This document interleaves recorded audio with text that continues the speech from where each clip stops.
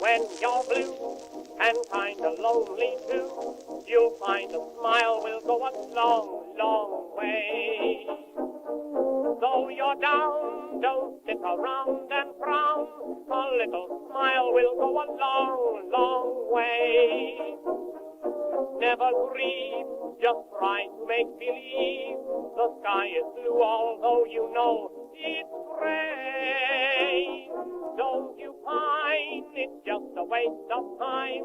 You'll find a smile will go a long, long way. It's time for another rousing episode of Ron and Jen's Great Escape. And boy, this is going to be a difficult one to escape this week with everything that's going on. So yes, we will try our best on this podcast and see where it goes. Before we begin, I want to give you some props. Give you some kudos because you wrote a really, really powerful piece, a really good piece that is our weekly contribution to rinewstoday.com. And just log on to their website. This podcast is going to post a little bit later than when that first was put up there on their website. But you wrote a very, very good piece because you can speak as a former member of the military. And it's a really good piece, and I encourage people to take a look at it. You know, that's thoughts kind. on thoughts on Afghanistan. That's kind. It was one of those things where, I don't know how you felt, but as you watch all of this unfold, you know, and a lot of it in real time because of the way that the cable news networks work, it's overwhelming. It's gut-wrenching. Yeah, I didn't know how to let that out, and you know, I thought I can't start crying because if I do, I won't stop. So. You know, I just thought I'd throw some stuff down on paper. So thanks. That's nice, Ron. I appreciate that. It's a pretty powerful read, and I encourage people to take a look at it. Well, what's going on? Let's see. I was on the radio. I filled in on WPRO the other day. You did. And this story jumps out at me. The Taliban says it's going to respect women. Yeah, and they want women to be part of their government. And you know what I said? Yeah, you disagree with them. And then their heads come right, and then there's a Marie Antoinette moment. Exactly. What I said was, I used the line from Jack Nicholson line from As Good as It Gets. Sell crazy someplace else because we're all stocked up here. Yeah. You know? Talk about a crock of crap. Crock of crap. Yeah. We're going to start with crock of crap. Well, let me, since you began with this story, and you have to, there's no doubt. And by the way, you also do a great job when you do fill-ins. I didn't get to hear a lot of the show yesterday, but what I heard, you know, was fantastic. Well, thank you. And it gets confusing. There's a lot to know about Afghanistan. Oh, a lot to know about the Middle East. Yes, there's a lot of layers. There's a lot of history. There's a lot of different, you know, political components to it. So you handled that very well.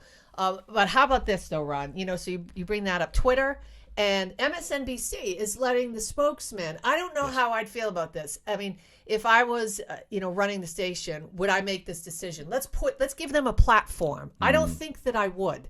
I mean, granted, this is America, and we do have free speech, but for God's sakes, MSNBC is giving the head dude an interview where he says these things, and then they still remain on Twitter. They have an account. Facebook has banned them. Good for them. You know, good for them. But they still, I mean, how do you feel about Twitter and the Taliban having a live account, minute-by-minute account of what's happening? A former president of ours can't have one. Yeah, wow. But the Taliban can. Well, yeah, that's true. That is something. Put that into perspective. I got a caller yesterday that you know me. I don't like to be combative on the radio, but I like to engage. I like to engage, okay? Because it's supposed to be a process of exchanging ideas. Yes. But you are paid to be on the radio for your opinion. And one guy called up the other day when I was filling in and said, oh, the media was so kind to Joe Biden. Nobody was critical of them. What? I took him to task because you're the one who pointed out to me the day before I went on that CNN and MSNBC were crucifying Biden. They were dropping ash cans on him, and that's usually a safe domain for him. Yeah. Jake Tapper was destroying Biden on CNN. Well, they're having their bipolar moments. And I mean, I don't even know if I can say that without offending people, but I did. But that's what it's like. You've got some of the people on board at these supportive networks that are losing their minds. And then you have others who are trying to ingratiate themselves for whatever reason. Maybe down the road they think, oh, well, these people turned on me, so then I'll have them in my hip pocket. I don't know what the thought process is, but it's very strange to see. And then, of course, Hollywood, Barbara Streisand, Rosanna Arquette, they're all comparing the January 6th overthrow. What are they calling it? The I don't know insurrection. What they're there. That's what to they the call it. Taliban. And I said, guys, come on. Do you think that we're intellectually insane? I mean, these people, they don't rape, they don't kill, they don't destroy. They were at the Capitol for what? How long were they in that building? A half hour? Maybe. I mean, if you compare them, then that means the Taliban will be gone in a half hour. And, I mean. After they rape our lawmakers. Yeah, I just don't understand some of the things that are flying out of the mouths of people. Well, especially on the left coast. I Yeah, mean, the beautiful people. I don't have time for their opinions. Let's focus on the women and children, on the most vulnerable, the people that are scrambling to get on airplanes, the Americans that are caught behind the lines. Do you know what they said to them? Why don't you fill out a form, go online. This is what the State Department said. Fill out a form, go online, do that, send it to us, and then wait. We'll tell you what the next step should be. And these people. So if you're not in Kabul, you're screwed. It's just unbelievable. It's so awful. Some props to Congressman Jim Langevin, who broke from the Democratic pablum, right? That we're fed on a daily basis. He was highly critical of how this was handled, and that's good. So he's on record as doing that, and we got to give him props for that. What's the answer to this question? Do we get? What's our priority? Do we get Americans out first? And then we rescue. I mean, what is this rescue mission? Because on one hand, I understand why the president said, we're going to get everybody out. But on the other hand, you can't. You're leaving your own behind. I mean, is there a priority, or is everybody in the same category? I think everybody's in the same stew right now, only because there was no exit strategy. The time to answer your question was months ago. But you also had a really good point that I shared on the radio yesterday. And I referenced my dear mother, my late mother, God rest, who always told me, learn this, that winners look in the mirror and losers point in every other direction. And Biden had the testicular fortitude. I can say balls because it's a podcast. Sure, Ron. Say it again. Biden had the balls to go on and address the nation and the world and say, the buck stops with me. He triggers his inner Harry S. Truman moment. The buck doesn't stop with you because you opened your mouth and blamed everybody else, you brouillon. God. Yeah. And by the way, a little tidbit, a little icebreaker for the next party. Harry S. Truman, you know what the S stands for? I don't. Nothing. Nothing? It's S. Oh, okay. That's it. Harry. He must have got it for you. Didn't pull it out of his keystone. But it doesn't. There's no middle name. It's just Harry S. Truman. Why? I don't know. Okay. I don't know. Well, listen. Keep an eye on China, and I'm just saying with Afghanistan because this is going to get really gnarly. Well, this is going to change so much, and people don't have any idea. Not because you guys are ignorant, or not because people don't understand yet. They don't understand that part of the world. Yeah. We'll never understand that part of the world. I'm even still learning. It's religion, it's tribunal, and it goes back hundreds and hundreds and hundreds of years. Yeah. I had Mark Genest on the program, the professor, so great. who you have great respect for, as I do too. And former college professor at URI. Loved you, Mr. That's right. Genest. And he said, don't even call Afghanistan a country. It's not a country. It's just a bunch of tribes. Bunch of tribes. And it's to try to understand that part of the world, good luck. I wish you all the luck in the world trying to understand that part of the world. Yeah, there was a woman on one of the news networks because I wanted to see how everybody was handling it, Sure. CNN and Fox and MSNBC, and I wanted to sample all of those. But I can't remember what station she was on or really what her name was. She was an older politician, and she said, and I thought, oh, someone's going to get offended, that Afghanistan is corrupt.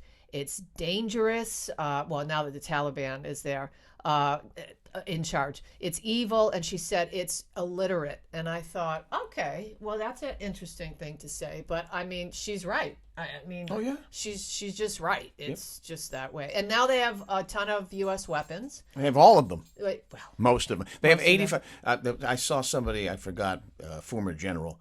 Again, a contributor. But as you said, we've been looking at everything and so much information coming at you.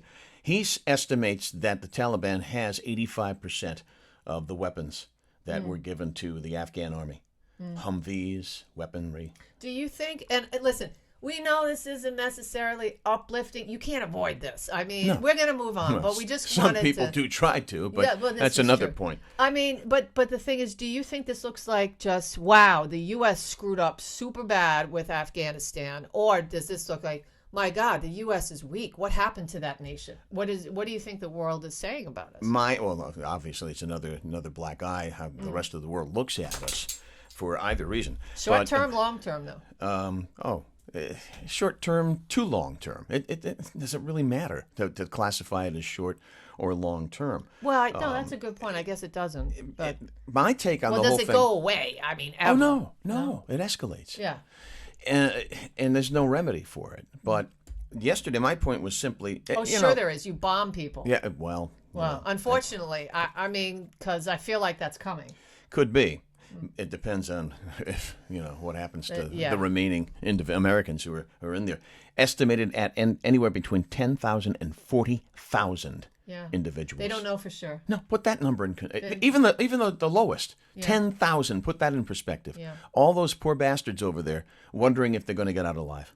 Well, and did you see our former president, George Bush? Yes, I saw. Released a statement, him and his wife, Laura, and I thought, what a class act, what a classy move. I never was a huge fan, as you remember, back in the day, but I thought that was I mean, unfortunately, I'm going to say that guy seemed presidential in that moment. Yes. That seemed like a really comforting, thing to do. Do we even know the definition of presidential anymore? No, I don't think so. I don't either. It's changed? My take, and then we'll move on to something else. Yes, sir. We do have some good news today. We do. We have plenty of it. Yeah. My take yesterday, and we talked about it for 3 hours because it's justified to talk about it for 3 hours as Sure. long as you vary the way you're talking about it. A lot of passionate calls yesterday from veterans. I specifically reached out to veterans. I said, I know how difficult this must be for you to talk about this, but please, contribute. I had Afghanistan veterans call. I had a lot of Vietnam veterans call, and just talk about how they are marked for life when they come back. And it was just it was a very emotional day. But my take, and most people seem to agree with it, was we had to pull the Band-Aid off there and get out of there at some particular point. It was how we pulled the Band-Aid off and how we got out. We're not out. So that was the aspect I was the mostly critical of, is there was no exit strategy, and you've got people who are in horrible, horrible jeopardy. So we move on from that. Well, we do. Last thought for me, I will say this. It's been very difficult over the last few days, Ron, to, sort of get up and enjoy all of the things that we take for granted in our lives. And that's in your piece in RINewstoday.com. Yeah, I mean, you get up, I have a tendency, and I'm sure I'm like other people, to complain, oh, my apartment's too small, and oh, I can't see the bay through the trees, and oh, my neighbors are too loud. Shame on me. I wake up and I grab a cup of coffee, and I'm a free woman in the United States of America, and I go stand on my deck and watch the wildlife, do their thing first thing in the morning. And I look back at a beautiful dog that lives with me, and it's very difficult to enjoy life knowing that there's such suffering over there. So my last thought is, just really reevaluate all of the things that you tend to complain about, because really in the whole scheme of things, we're insanely blessed. We have so much abundance that you forget about it, and you start, nitpicking about the crap that you have no business nitpicking about. All right. Well said. And check out this week's column on RINewstoday.com. All right. Now we're going to switch over to Jen's news. Oh, we are. We are. It's already time. It's time to strike up the band. Yes. Because it's America's favorite segment. It is. And there's also a story. He doesn't say anything. We call these stories vapor stories. Yeah. Because they're on the front burner. And then all of a sudden, they go away for a while. They do. But we've been asking about this one. This one's front and center. It's the infamous Johnston steer. Yes. Well, wait. It's time for America's favorite segment. That's me and my news, yeah. All right. Hazel's going I'm nuts. sorry, honey. Hi, buddy. So, yes, there is an update, and it's uplifting. Dun, And dun, dun, dun. yes, breaking news. If you guys, I didn't know this, and we have been waiting for this update for you so have. long. Well, that's true. Hi. Hi, Hazel. So, all right, the infamous Johnston steer, you guys, is still alive. He didn't make it to Outback or Texas Roadhouse. He's still alive. He found his forever home at a farm in North Kingston. So I guess this farm has been there since 1995. The owner's Elizabeth Smith. And her husband. Yeah, they said they live off of 10 Rod Road, and they have this little farm in the area. And they said, listen, we usually rescue pigs. And we did rescue a cow named Gillian, a Jersey cow that's been living on the rescue farm for several years. But we saw this story, and we wanted to go out and find this steer. They named him Mojo. Mojo, I like that. Yeah. And this is so great. Mojo and Gilligan, they were sort of, feeling, they weren't sure what was going to happen. And then all of a sudden, kaboom, they're the best of friends. They hang around all day together. They play together. They eat together. They sleep together.